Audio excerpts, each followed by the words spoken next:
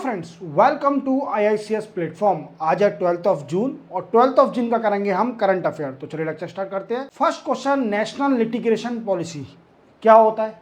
देखो, सबसे पहले अपन समझेंगे कि नेशनल लिटिगेशन पॉलिसी क्या होती है। क्लियर। देखो, आपको पता है हमारे इंडिया में पेंडेंसी ऑफ केस बहुत है। What I means, pendency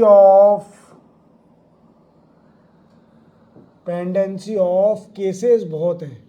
means high court और सुप्रीम कोर्ट में केस कई साल से चले जा रहे हैं, बस उसका फाइनल रिजल्ट नहीं आया है। अब देखिए, कभी कभी आपने सुना होगा कि जैसे कोई भी केस हुआ कोर्ट के अंदर, देन आफ्टर उसके ऊपर जिसके ऊपर एलिगेशन लगा था उसकी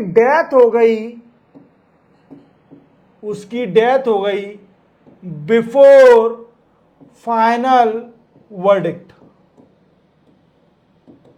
मीन्स वेट करते करते मीन्स उसकी डेथ भी हो गई और कई सारे इसके रीजन है।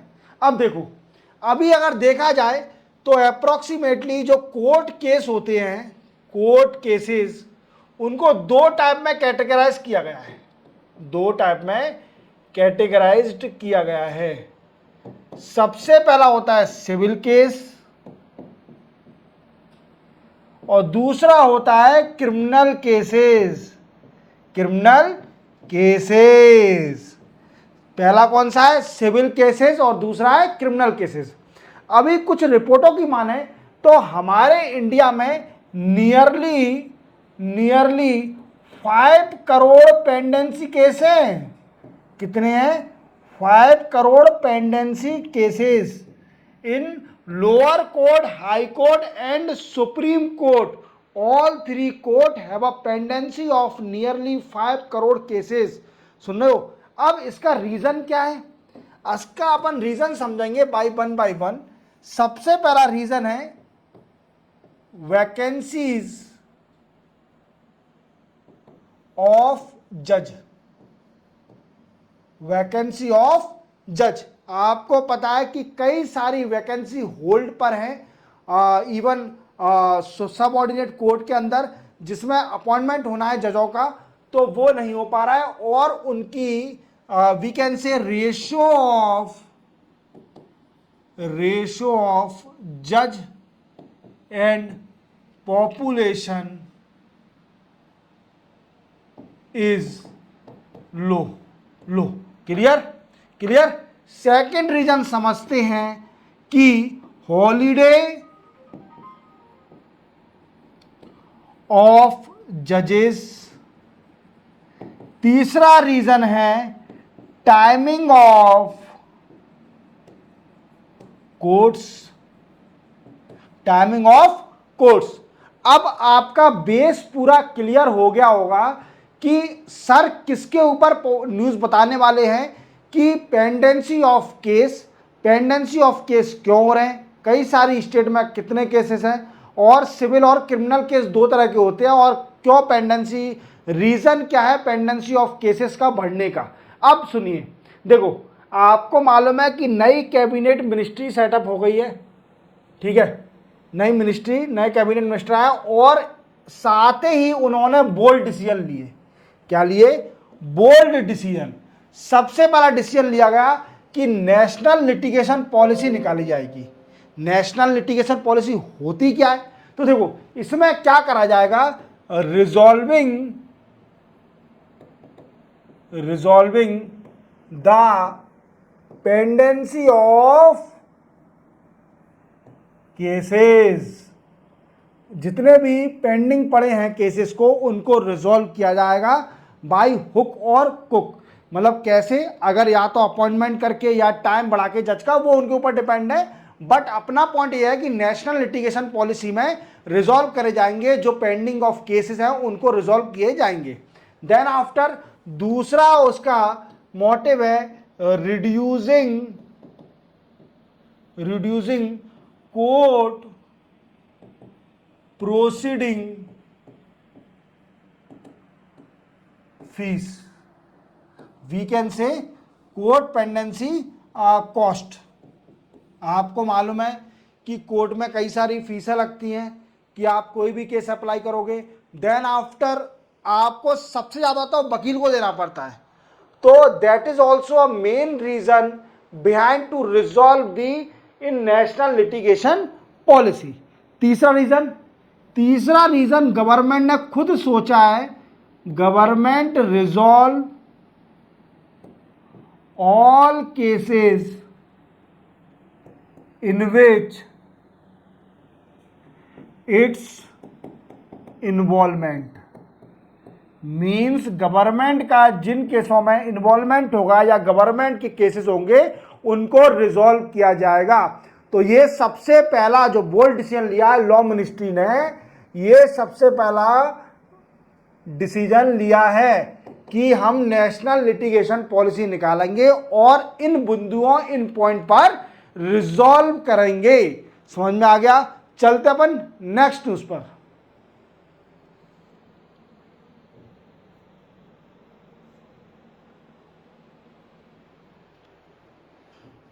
नेक्स्ट न्यूज है हमारी सिंजन वीजा।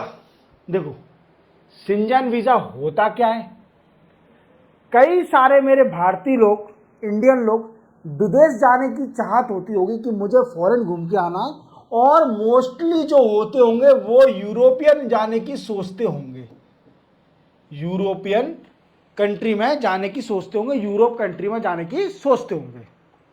देन आफ्टर पैसा तो ठीक है, वो अपनी जगह है, बट कई लोग सोचते होंगे और उनको नॉलेज भी नहीं होगी यूरोप जाने की। तो for your kind of information एक वीज़ा होता है यूरोपियन का, वो मैं बताता हूं, जिसका नाम है शेंजन वीज़ा। ये शॉर्ट टर्म ऑफ वीज़ा है, that is called a short term visa. Means Europe country में जाने का short term visa. Europe country की जितने भी यूरोप कंट्री में, यूरोप कंट्री के अंदर कंट्री इन्वॉल्व है किसमें, शेंजन वीजा के अंदर इन्वॉल्व है कितनी, 29 कंट्री। इन कंट्रियों में आप घूम सकते हो, 29 कंट्रियों में 29 country cover in Schengen visa. Then you can easily see the country of 29 of Europe continent. ठीक है, अब क्या है कि ये न्यूज़ में क्यों चल रहा है, देखो अब शेंजन वीज़ा की इन्होंने कॉस्ट बढ़ा दी है, कॉस्ट को इंक्रीमेंट कर दिया है, हालांकि ज़्यादा नहीं करा है, कमी इंक्रीमेंट हुआ है। जैसे अपन समझते हैं, आप ये समझते होंगे शेंजन वीज़ा होता क्या है कि यूरोपियन की 29 कंट्री के लिए घूमने के लिए शेंजन वीज़ा मिलता है फॉर शॉर्ट टर्म के लिए। क्लियर? अब इसकी कॉस्ट क्या है, कॉस्ट को जानना भी बहुत ज़रूरी है। देखो इसकी कॉस्ट है कि जो एडल्ट पर्सन होगा, मीन्स एडल्ट पर्सन, उसको शेंजन वीजा लेने के लिए 90 यूरोज देना पड़ेगा। फ्रॉम पहले कितना था, 80 यूरो, पहले था 80 यूरो, अब उसको 90 यूरो देना पड़ेगा, 90 यूरो देना पड़ेगा फॉर एडल्ट पर्सन जो भी शेंजन वीजा लेना चाहता है। Clear? Then after for children age of 6 to 12, 6 से 12 साल के बच्चे, उनको लगेगा कम से कम 45 यूरो, फ्रॉम 40 यूरो। पहले कितना था, 40 यूरो, 40 यूरो से बढ़ाकर कितना कर दिया, 45 euro, 45 euro for children at the age of 6 to 12। Clear? अब जो बच्चे होंगे जिनकी एज होगी below 6 year, they are allowed for getting the Schengen visa at free of cost.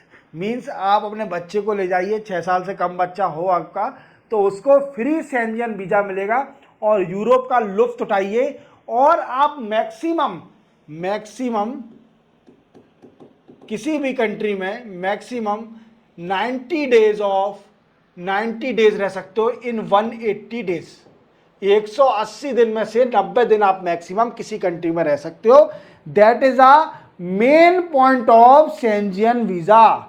Shenzhen visa समझ में आ गया होगा, ये कोई एजुकेशन वीज़ा नहीं है, ना ही कोई एम्प्लॉयमेंट वीज़ा है, ये सिर्फ इंजॉयमेंट वीज़ा है। घूमने जाओ, इंजॉय करो। यूरोप में 29 कंट्री घूमिए और किसी भी कंट्री में आप मैक्सिमम 90 दिन तक रह सकते हो और वीज़ा आपको मिलेगा। और इसकी कॉस्ट बढ़ गई है तो आप अप्लाई कर सकते हैं इजीली, इतना यूरो पे करके शेंजन वीज़ा लीजिए, यूरोप घूम के आइए, क्योंकि यूरोप कंट्रियाँ बहुत सुंदर कंट्रियाँ हैं। देखो इंडिया की कंपेयर तो नहीं है, इंडिया ज़्यादा ही सुंदर है। चलते अपन नेक्स्ट न्यूज़ पर। नेक्स्ट न्यूज़ है हमारी इंडियन इंस्टीट्यूट ऑफ साइंस। अब देखो क्या करा है इनने, पहले अपन बेस को स्ट्रॉन्ग करते हैं। आपने कई बार सुना होगा कि आपका जो पानी है, जो आपके घर में पानी आ रहा है, उसके अंदर दो मेटल पाए जाते हैं, आर्सेनिक एंड सेकंड है फ्लोराइड। क्या है, एक है आर्सेनिक और एक है फ्लोराइड। अब ये मेटल घातक है हमारी ह्यूमन बॉडी के लिए अगर ये परमिसेबल लिमिट से ज़्यादा हो जाते हैं। व्हाट आई मीन्स, अगर जैसे अपन मान लीजिए आर्सेनिक का अपन ने इंडिया में डिसाइड करके रखा है कि 0.01 मिलीग्राम पर लीटर अगर आर्सेनिक पाया जाता है ये लिमिट, तो दैट इज नॉट हार्मफुल। अगर इससे कम पाया जाता है, इतना पाया जाता है, that is not harmful for our health. If it cross the limit of that considered as a harmful for the human body के लिए harmful है। क्लियर हो गया। देन आफ्टर फ्लोराइड की लिमिट अपन ने डिसाइड करके रखी है 1.5 mg पर litre. What I means 1.5 mg पर लीटर से अगर कम होता है या फिर इतना रहता है तो that is not harmful for our health. अगर इस लिमिट को क्रॉस कर देता है फ्लोराइड तो that is harmful for our health. अब देखो आर्सेनिक क्या होता है, ऐसा कौन सा मेटल है, तो देखो आर्सेनिक से अगर इस लिमिट से ज्यादा हो जाता है तो इससे हमारी ह्यूमन बॉडी पर इफेक्ट पड़ता है, इफेक्ट होता है।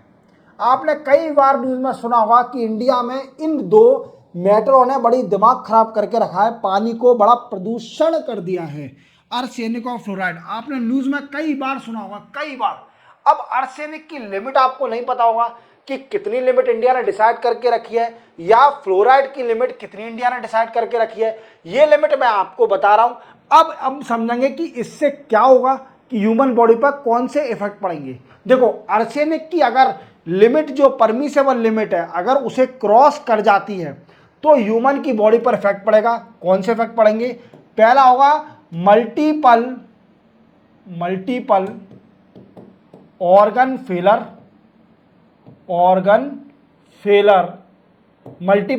फेलर, या आपको स्किन प्रॉब्लम,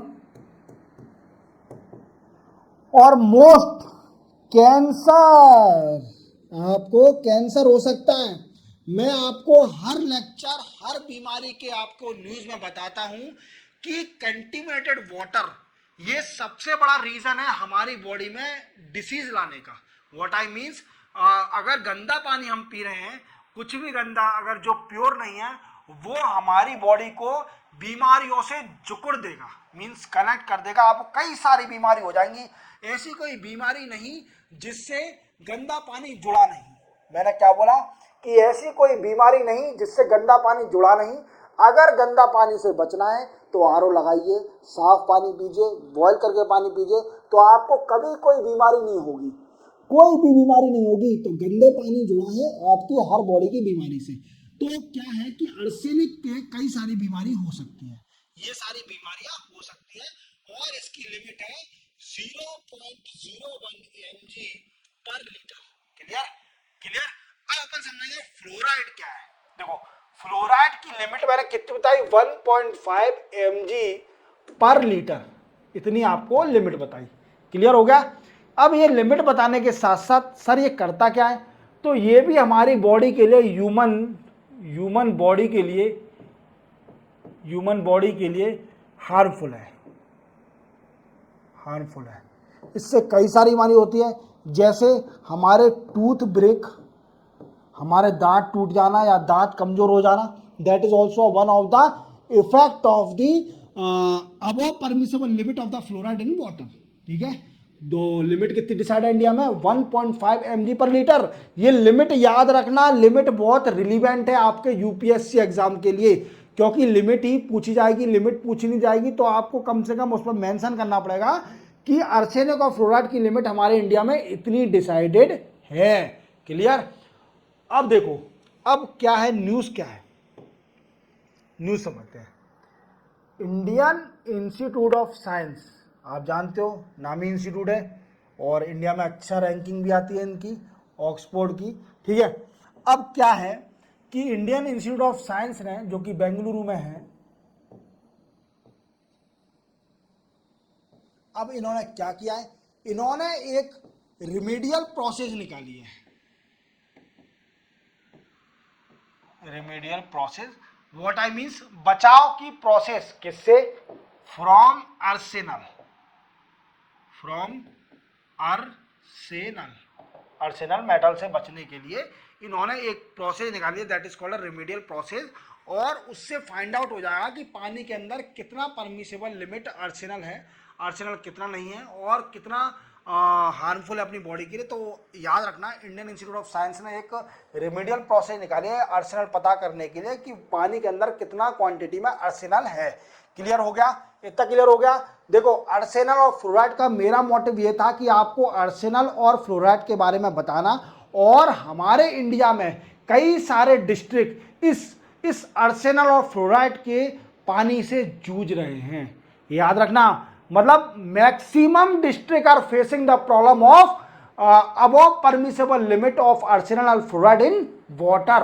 बोरिंग के पानी में तो इतना आ रहा है आर्सेनिक और फ्लोराइड, क्या बताऊं आपको। बोरिंग का पानी सबसे गंदा है अभी बरसात के टाइम, या कुछ भी आप, मतलब बोरिंग का पानी तो आप भी फिल्टर करके पीजिए।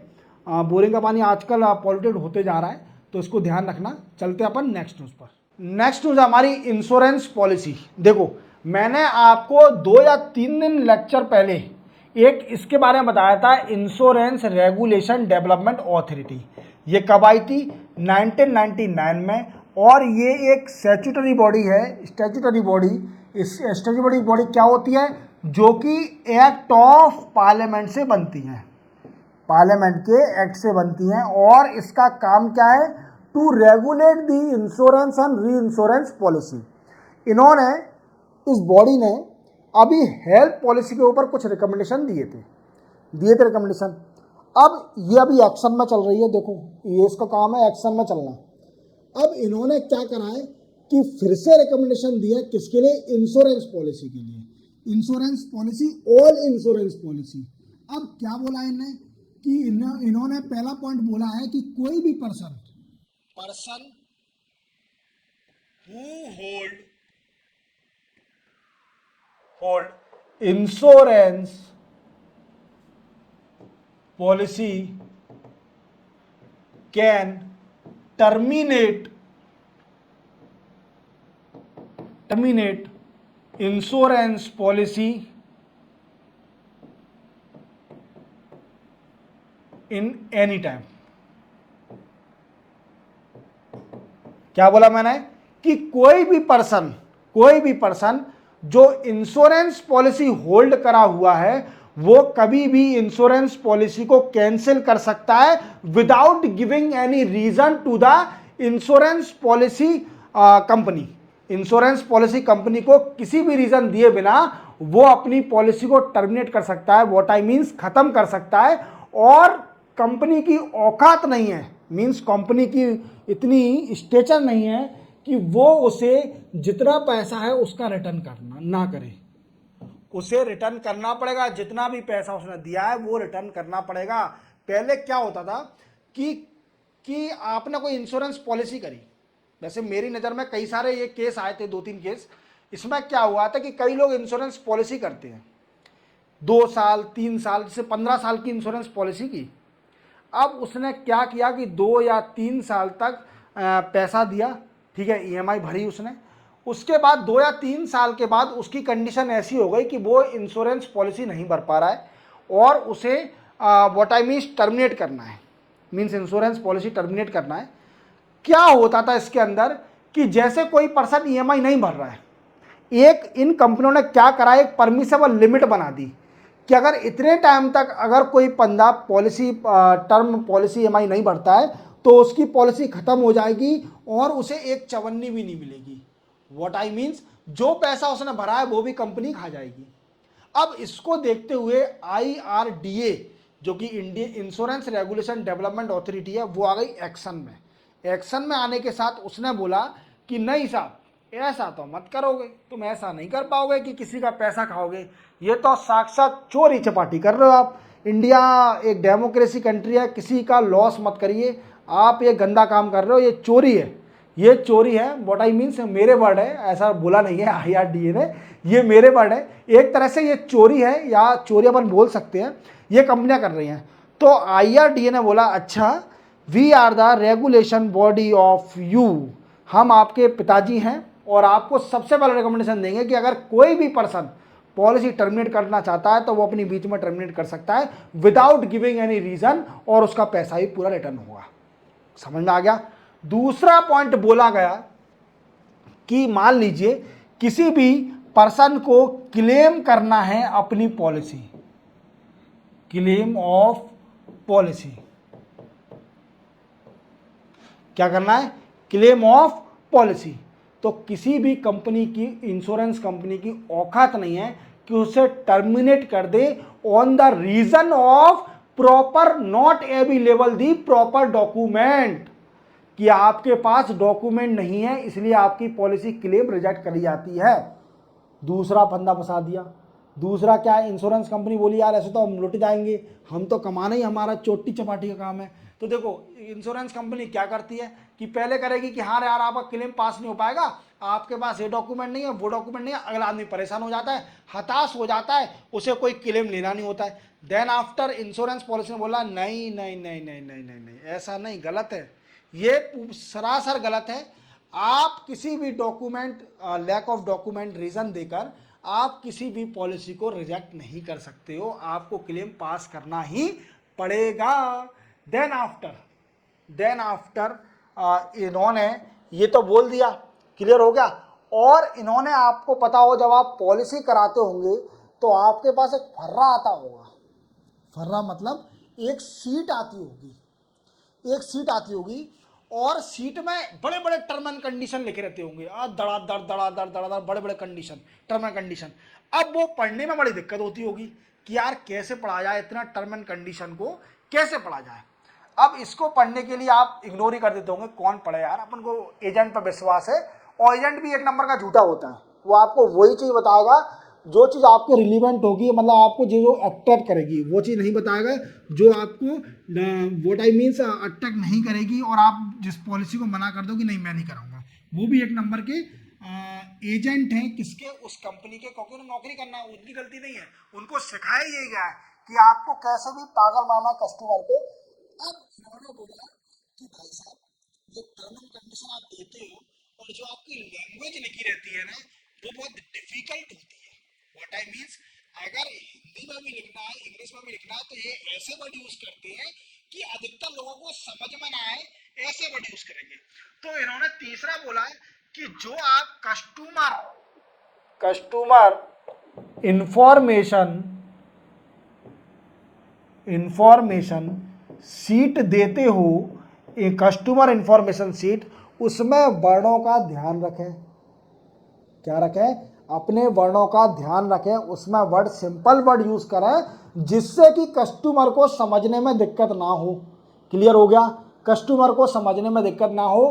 तो ये चोटाई वाला काम आप बंद कर दीजिए, नहीं तो आपकी कंपनी का लाइसेंस कैंसिल हो जाएगा अगर आपने एक भी रेगुलेशन, हमारे एक भी बात नहीं मानी तो।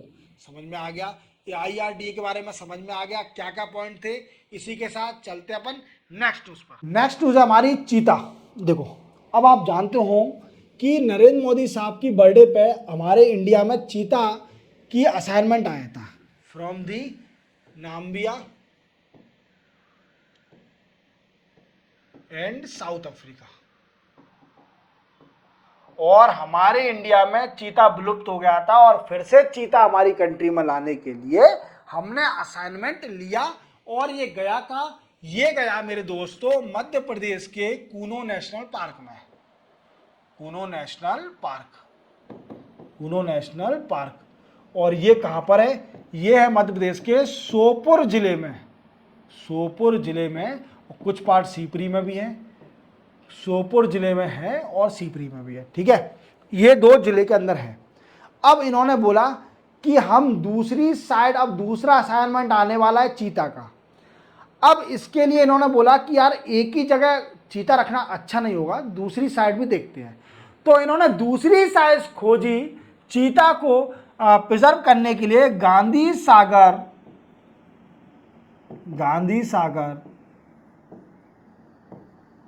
Wild life sanctuary. ये कहाँ है सर जी? ये भी मध्य प्रदेश के अंदर है। मध्य प्रदेश में 2 जिले हैं जिनका नाम है Mandsaur and Neemuch.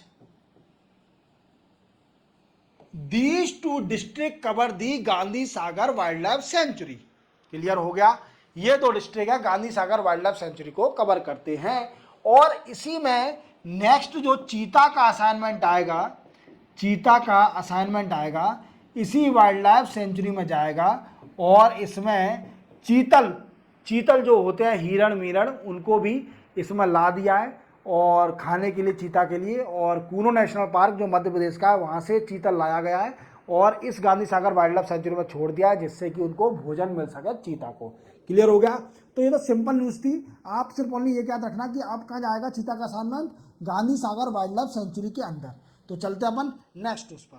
Next news हमारी कैबिनेट मीटिंग। देखो आप जानते हो मोदी सरकार आ गई, जिसका नाम है मोदी 3.0। अब इसमें कई सारे कैबिनेट बने, कई सारे कैबिनेट मिनिस्टर बने। और इसी के साथ बनते हुए कि कैबिनेट की मीटिंग भी हुई। कैबिनेट की मीटिंग, पहली मीटिंग हुई जिसमें डिसाइड करा गया कि 3 करोड़ हाउस बनेंगे। कितने बनेंगे? 3 करोड़ हाउस बनेंगे फॉर पुअर पीपल।